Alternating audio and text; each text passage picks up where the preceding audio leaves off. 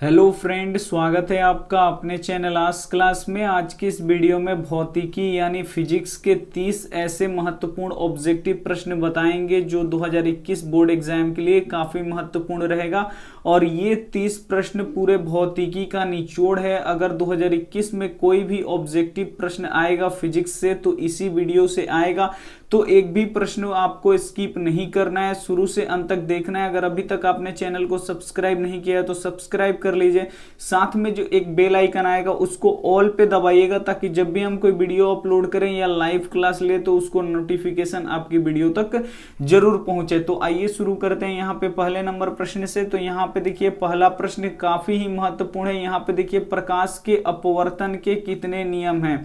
यहाँ पे पूछा गया है कि प्रकाश का जो अपवर्तन का नियम होता है वो कितना होता है। ए ऑप्शन है 1, बी ऑप्शन है 2, सी ऑप्शन है 3, डी ऑप्शन है 4। तो प्रकाश के अपवर्तन के कितने नियम होते हैं? तो प्रकाश के अपवर्तन के 2 नियम होते हैं। ये आपको हम पढ़ा चुके हैं, यानी यहाँ पे बी ऑप्शन क्या हो जाएगा, यहाँ पे सही हो जाएगा। वीडियो को अभी तक आपने लाइक नहीं किया है तो लाइक कर दीजिए। और एक बार फिर बोलते हैं, आप वीडियो को शुरू से अंत तक देखिए और जो प्रश्न आपको याद नहीं है उसे नोटबुक पे आप लोग जरूर लिख के याद कीजिए। यहाँ पे देखिए दूसरा प्रश्न है, आपतन कोण किसके बराबर होता है। जो आपतन कोण होता है वो किसके बराबर होता है। ए ऑप्शन है अपवर्तित कोण के बराबर, बी ऑप्शन है अभिलंब के बराबर, सी ऑप्शन है आपतित किरण के बराबर, डी ऑप्शन है इनमें से कोई नहीं।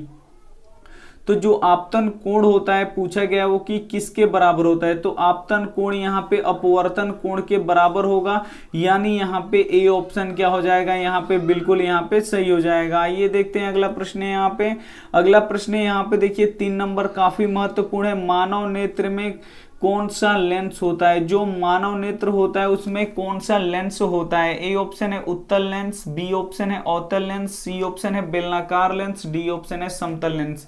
तो जो मानव नेत्र होता है उसमें कौन सा लेंस होता है। तो मानव नेत्र में यहाँ पे उत्तल लेंस होता है, यानी यहाँ पे ए ऑप्शन क्या हो जाएगा, यहाँ पे बिल्कुल सही हो जाएगा। बहुत ही महत्वपूर्ण प्रश्न है, तो एक भी प्रश्न को स्किप मत कीजिएगा। यहाँ पे आइए देख लेते हैं 4 नंबर प्रश्न।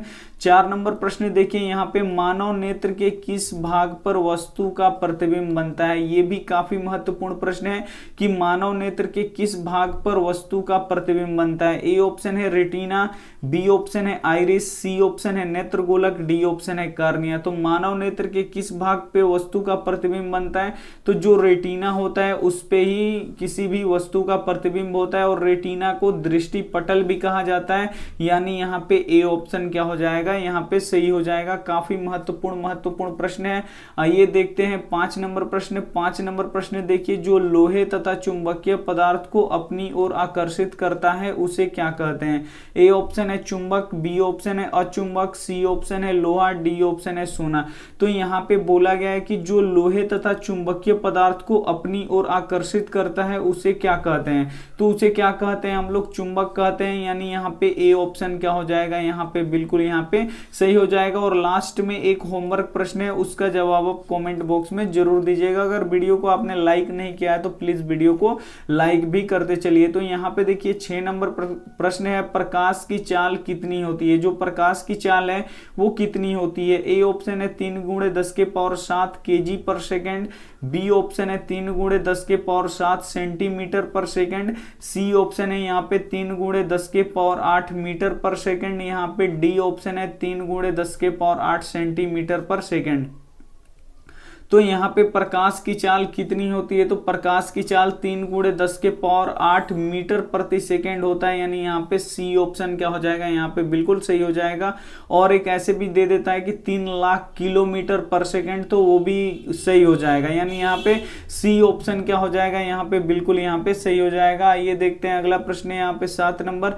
7 नंबर प्रश्न देखिए, काफी महत्वपूर्ण प्रश्न है और ये बार बार परीक्षा में आता है। लेंस बनाने में किसका प्रयोग नहीं किया जाता है। यहाँ पे पूछा गया है कि लेंस बनाने में किसका प्रयोग नहीं किया जाता है। ए ऑप्शन है मिट्टी, बी ऑप्शन है प्लास्टिक, सी ऑप्शन है पानी, डी ऑप्शन है कांच। तो लेंस बनाने में प्लास्टिक का भी प्रयोग किया जाता है, पानी का भी प्रयोग किया जाता है और यहाँ पे कांच का भी प्रयोग किया जाता है, लेकिन मिट्टी का प्रयोग नहीं किया जाता है। काफी बार ये प्रश्न पूछा गया है, तो ये आपको याद होना चाहिए। यहाँ पे ए ऑप्शन क्या हो जाएगा, यहाँ पे बिल्कुल सही हो जाएगा। आइए देख लेते हैं अगला प्रश्न। यहाँ पे अगला प्रश्न है यहाँ पे 8 नंबर देखिए, नेत्रदान में नेत्र का कौन सा भाग दान में दिया जाता है। यहाँ पे पूछा गया है कि नेत्रदान जब हम लोग करते हैं तो उस नेत्रदान में आंख का कौन सा भाग दिया जाता है। ए ऑप्शन है रेटिना, बी ऑप्शन है आइरिस, सी ऑप्शन है नेत्रगोलक, डी ऑप्शन है कार्निया।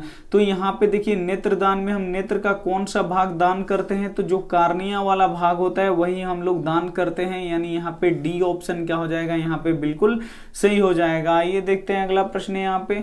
अगला प्रश्न है यहाँ पे देखिए 9 नंबर, चुंबक के कितने ध्रुव होते हैं। यहाँ पे पूछा गया है कि जो चुंबक होता है उसके कितने ध्रुव होते हैं। ए ऑप्शन है 2, बी ऑप्शन है 3, सी ऑप्शन है 4, डी ऑप्शन है 5। तो चुंबक के कितने ध्रुव होते हैं, तो चुंबक के 2 ध्रुव होते हैं, एक होता है उत्तरी ध्रुव और एक होता है यहाँ पे दक्षिणी ध्रुव। तो यहाँ पे एक होता है उत्तरी ध्रुव और एक होता है दक्षिणी ध्रुव। तो ये आपको पता होना चाहिए कि चुंबक के 2 ध्रुव होते हैं। आइए देख लेते हैं अगला प्रश्न है यहाँ पे।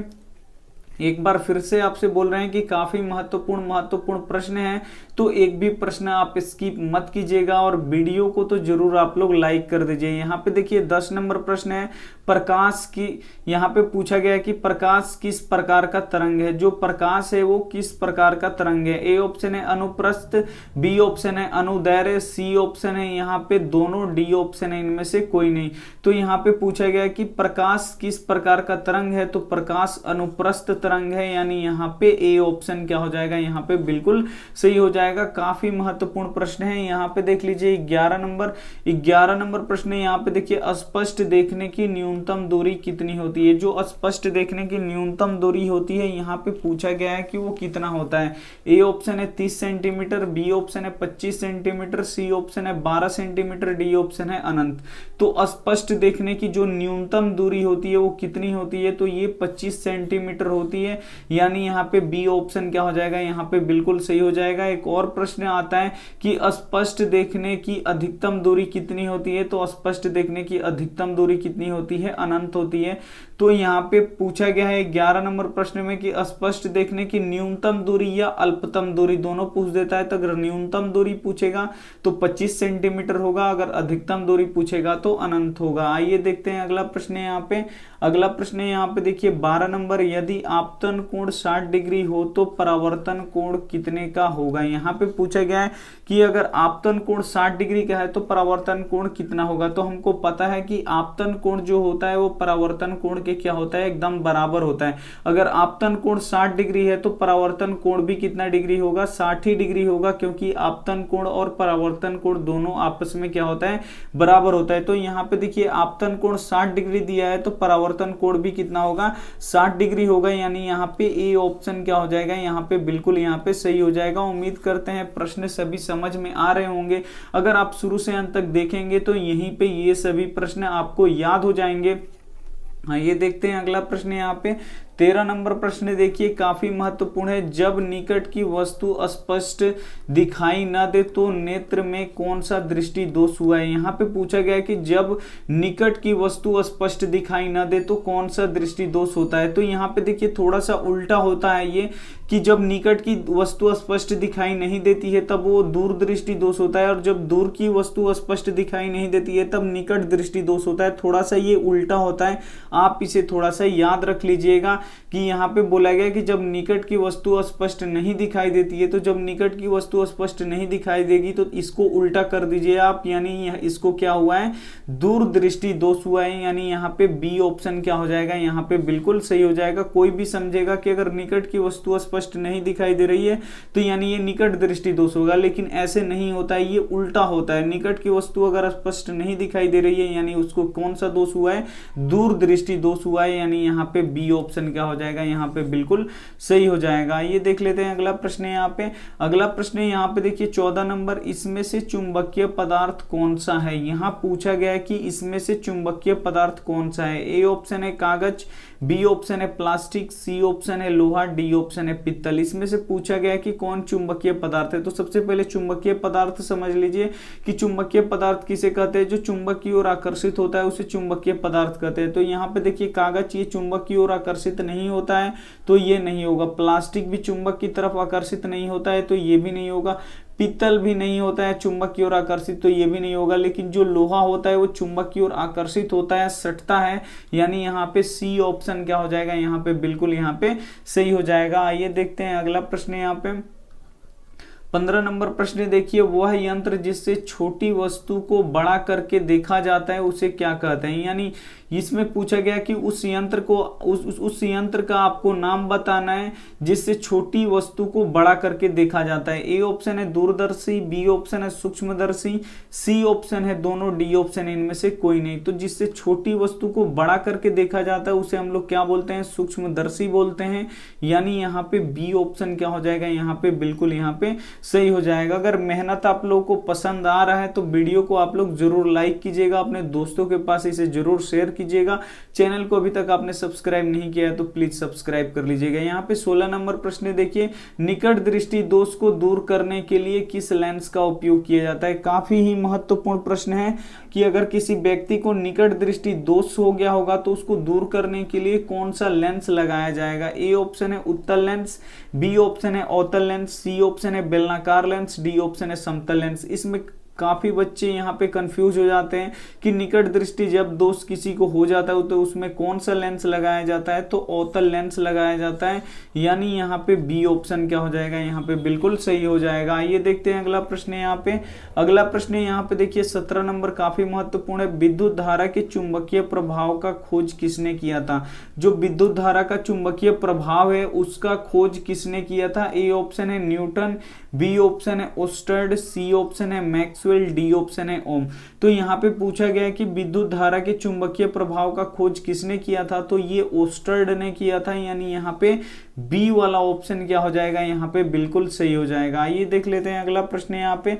अगला प्रश्न यहाँ पे देखिए 18 नंबर, मोटर गाड़ी के साइड मिरर में किस दर्पण का प्रयोग किया जाता है। यहाँ पे पूछा गया है कि जो मोटर गाड़ी होता है उसके साइड मिरर में जो दर्पण लगा होता है उस दर्पण में किस दर्पण का यहाँ पे प्रयोग किया जाता है। तो यहाँ पे देखिए जो दर्पण लगा होता है वो क्या करता है, जो पीछे से गाड़ियां आती है उसका छोटा और सीधा प्रतिबिंब बना के वो उसी मिरर में दिखाता है। तो वो कौन सा दर्पण होता है, तो वो उत्तल दर्पण होता है जो मोटर गाड़ी के साइड मिरर के रूप में उसका प्रयोग किया जाता है। यानी यहाँ पे ए ऑप्शन क्या हो जाएगा, यहाँ पे बिल्कुल यहाँ पे सही हो जाएगा। ये देखते हैं अगला प्रश्न यहाँ पे 29 नंबर प्रश्न देखिए, काफी महत्वपूर्ण है, तारे क्यों टिमटिमाते हैं। जो तारे हैं वो हमें टिमटिमाते हुए नजर आते हैं तो वो क्यों होता है। ए ऑप्शन है वायुमंडलीय अपवर्तन, बी ऑप्शन है यहाँ पे वर्ण विक्षेपण, सी ऑप्शन है प्रकाश के प्रकीर्णन, डी ऑप्शन है इनमें से कोई नहीं।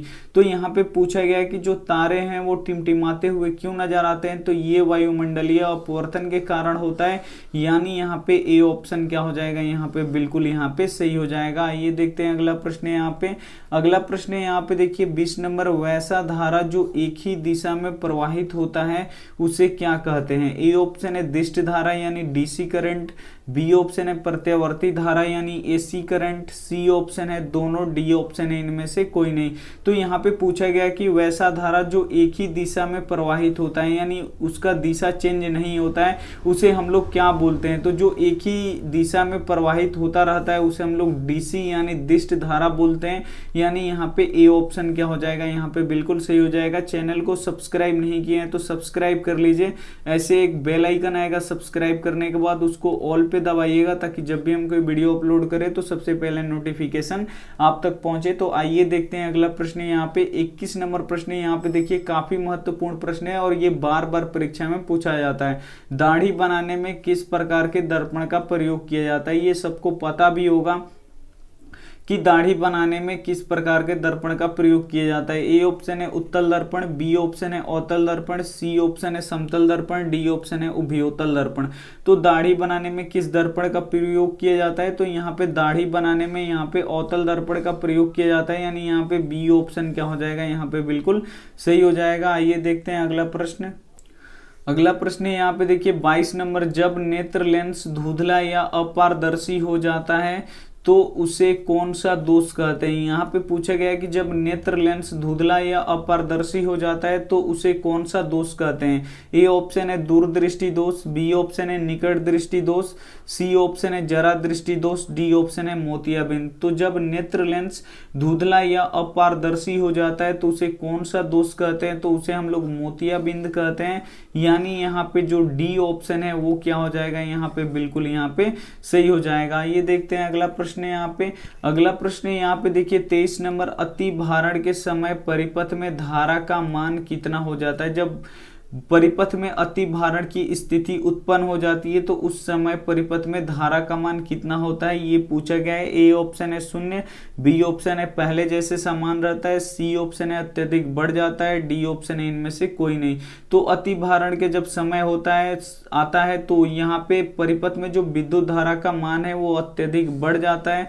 यानी यहाँ पे जो सी ऑप्शन है वो क्या हो जाएगा, यहाँ पे बिल्कुल यहाँ पे सही हो जाएगा। आइए देखते हैं अगला प्रश्न है यहाँ पे। अगला प्रश्न काफी ही महत्वपूर्ण है। पानी से भरी हुई बाल्टी में रखा हुआ छड़ मुड़ा हुआ प्रतीत होता है किसके कारण। जो पानी से भरा हुआ बाल्टी में अगर छड़ रखिएगा तो वो ऐसे ऐसे दिखाई देगा, तो ये किसके कारण से दिखाई देता है। ए ऑप्शन है प्रकाश का अपवर्तन, बी ऑप्शन है यहाँ पे प्रकाश का परावर्तन, सी ऑप्शन है यहाँ पे प्रकाश का प्रकीर्णन, डी ऑप्शन है प्रकाश का विवर्तन।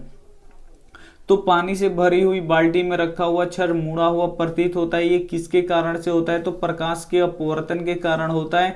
यानी यहाँ पे ए ऑप्शन क्या हो जाएगा, यहाँ पे बिल्कुल यहाँ पे सही हो जाएगा। आइए देखते हैं अगला प्रश्न है यहाँ पे। अगला प्रश्न है यहाँ पे देखिए 25 नंबर प्रश्न काफी ही महत्वपूर्ण है। यहाँ पे पूछा गया है कि किस रंग का तरंगदैर्ध्य सबसे अधिक होता है। यहाँ पे पूछा गया कि वो कौन सा रंग है जिसका तरंगदैर्ध्य क्या होता है, सबसे अधिक होता है। ए ऑप्शन है लाल, बी ऑप्शन है हरा, सी ऑप्शन है ब्लू, डी ऑप्शन है बैंगनी।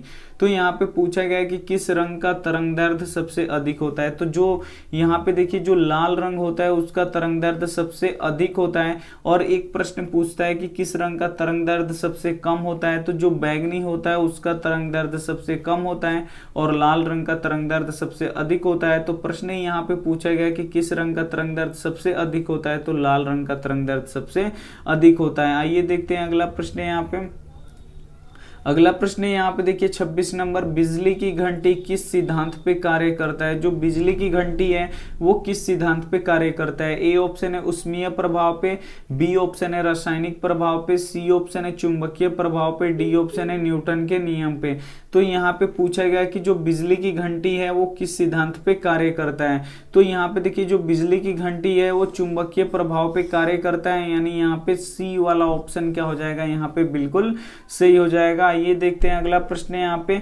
अगला प्रश्न है यहाँ पे देखिए 27 नंबर, प्रिज्म का अपवर्तन कोण कितने डिग्री का होता है। काफी ही महत्वपूर्ण प्रश्न है। यहाँ पे पूछा गया कि जो प्रिज्म होता है उसका अपवर्तन कोण कितने डिग्री का होता है। ए ऑप्शन है 30 डिग्री, बी ऑप्शन है 60 डिग्री, सी ऑप्शन है 45 डिग्री, डी ऑप्शन है 90 डिग्री। तो प्रिज्म का अपवर्तन कोण कितने डिग्री का होता है, तो प्रिज्म के अपवर्तन कोण यहाँ पे 60 डिग्री का होता है। यानी यहाँ पे बी ऑप्शन क्या हो जाएगा, यहाँ पे बिल्कुल सही हो जाएगा। आइए देखते हैं अगला प्रश्न है यहाँ पे। अगला प्रश्न है यहाँ पे 28 नंबर देखिए, श्वेत प्रकाश जब प्रिज्म से होकर गुजरता है तो सबसे अधिक विचलन किस रंग का होता है। काफी ही महत्वपूर्ण प्रश्न है। श्वेत प्रकाश किसे कहते हैं, जिसमें 7 रंग होते हैं उसे श्वेत प्रकाश कहते हैं। जैसे सूर्य का प्रकाश हो गया वो एक श्वेत प्रकाश है। तो जब श्वेत प्रकाश किसी प्रिज्म से होकर गुजरता है तो सबसे अधिक विचलन किस रंग का होता है। ए ऑप्शन है लाल, बी ऑप्शन है हरा, सी ऑप्शन है पीला, डी ऑप्शन है बैंगनी। तो जो बैंगनी रंग होता है उसका विचलन क्या होता है,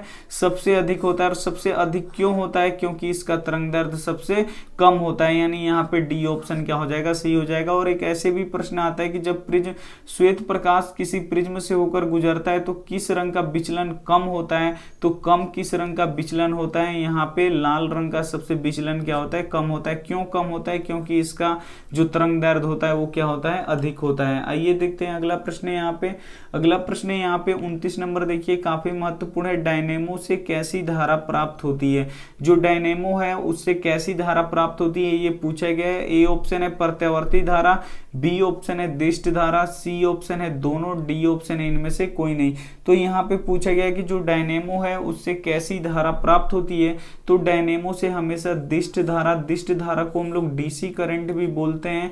तो यहाँ पे दिष्ट धारा या डीसी करंट बिल्कुल यहाँ पे बी ऑप्शन क्या हो जाएगा, यहाँ पे बिल्कुल सही हो जाएगा। आइए देख लेते हैं अगला प्रश्न। यहाँ पे अगला प्रश्न है, यहाँ पे देखिए 30 नंबर, लेंस की क्षमता का एसआई मात्रक क्या होता है। यहाँ पे पूछा गया है कि लेंस की जो क्षमता है उसका एसआई मात्रक क्या होता है। ए ऑप्शन है डायोप्टर, बी ऑप्शन है मीटर, सी ऑप्शन है फोकस, डी ऑप्शन है एमीटर। तो यहाँ पे लेंस की जो क्षमता है उसका एसआई मात्रक क्या होता है, तो लेंस की क्षमता का एसआई मात्रक क्या होता है, डायोप्टर होता है। तो यहाँ पे ए ऑप्शन क्या हो जाएगा, यहाँ पे बिल्कुल सही हो जाएगा। और डायोप्टर को किससे सूचित किया जाता है, डी से सूचित किया जाता है। तो ये भी आपको साथ में याद रखना है। ये रहे हमारे 30 महत्वपूर्ण प्रश्न। यहाँ पे देखिए अब होमवर्क प्रश्न है, तो होमवर्क प्रश्न का जवाब आपको क्या करना है, कमेंट बॉक्स में कर देना है। तो आइए देख लेते हैं यहाँ पे होमवर्क प्रश्न क्या है। यहाँ पे देखिए सोलर सेल प्रकाश ऊर्जा को किस रूप में बदलता है। यहाँ पे पूछा गया कि जो सोलर सेल होता है वो प्रकाश ऊर्जा को किस ऊर्जा में बदलता है। ए ऑप्शन है यांत्रिक ऊर्जा में, बी ऑप्शन है रासायनिक ऊर्जा में, सी ऑप्शन है विद्युत ऊर्जा में, डी ऑप्शन है प्रकाश ऊर्जा में। तो अगर आपका जो भी कमेंट यहाँ पे जो भी ऑप्शन सही है वो आप हमें क्या कर सकते हैं, कमेंट कर सकते हैं। वीडियो अच्छी लगी होगी तो आप वीडियो को जरूर लाइक करके जाइए। यहाँ पे अगर अपने चैनल को अभी तक आपने शेयर नहीं किया है वीडियो, तो ऐसे तीर का निशान बना होगा उससे दबा के शेयर कर दीजिए, व्हाट्सएप ग्रुप में भी शेयर कर दीजिए। और चैनल को सब्सक्राइब नहीं किए हैं तो सब्सक्राइब कर लीजिए। साथ में ऐसे एक बेल आइकन आएगा उसको ऑल पे दबाइएगा ताकि जब भी हम कोई वीडियो अपलोड करें तो सबसे पहले नोटिफिकेशन आप तक पहुंचे। Thank you for watching, good night. मिलते हैं अगले वीडियो में, तब तक अपना ध्यान रखिए, बढ़िया से पढ़ाई कीजिए। Take care, bye.